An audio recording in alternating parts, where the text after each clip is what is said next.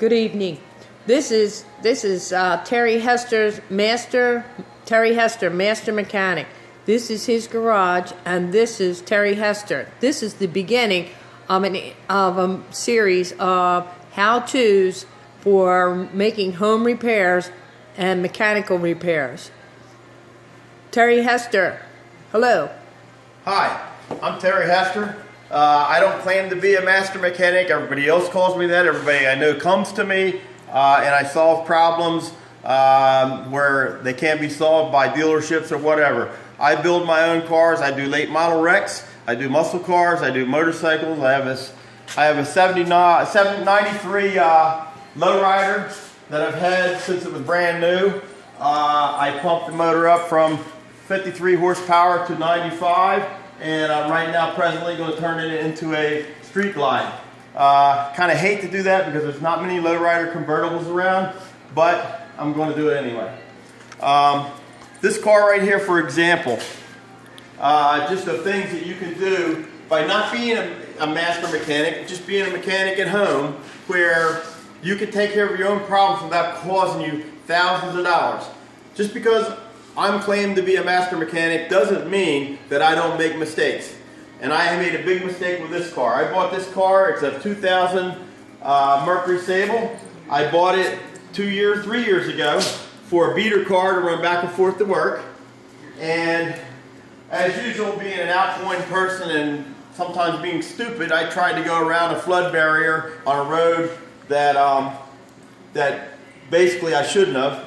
And when I seen it was getting too deep, I stopped. I had like 5 cars behind me. I was backing up too fast, and the back of my car drifted over into the deeper water and flooded the engine out. Well, water was actually above the hood and inside the car to the bottom of the dash. It went at an angle because the front was in lower water. It went at an angle like that, caught the bottom of the dash, and you can look at the inside of this car, and you could never tell this car was in a flood. Now, what I did to save myself thousands of dollars is I'll show you. And this is just the first of a series of things you can do at home. I took this car the next day with my car trailer with my wife, which is Nancy, who introduced me, and picked my car up with a car trailer.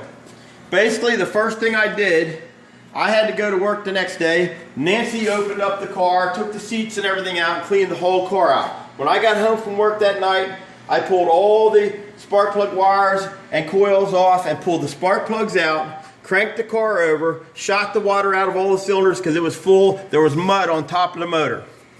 I then drained the oil and drained the transmission fluid. Replaced the transmission fluid, and that's easy. Any mechanic would know how to do that. Your transmission fluid on some cars on the left side of the motor, some on the right. I drained the oil. I put new oil and transmission fluid in it. Started the car up, ran it for like 5 minutes, drained it again, drained the tranny again, and put new oil in it again, and tranny fluid.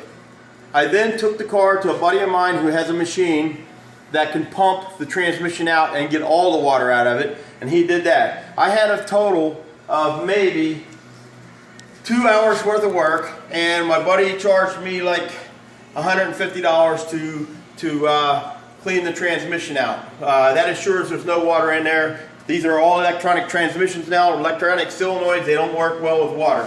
That was 2 years ago. The car's dry inside. My wife took care of that. Mechanically, I took care of it. The car had 108,000 miles on it when I bought it. It had 115 or 20 when this happened. And the car now has 168,000 miles on it and runs just like the day I got it. So this is an example of what you can do if you make a mistake and do something like that to your car. I'm just showing you that I'm human, and that's something I did, and that's how I corrected it, and I'm still driving this car. That's all I have on this subject.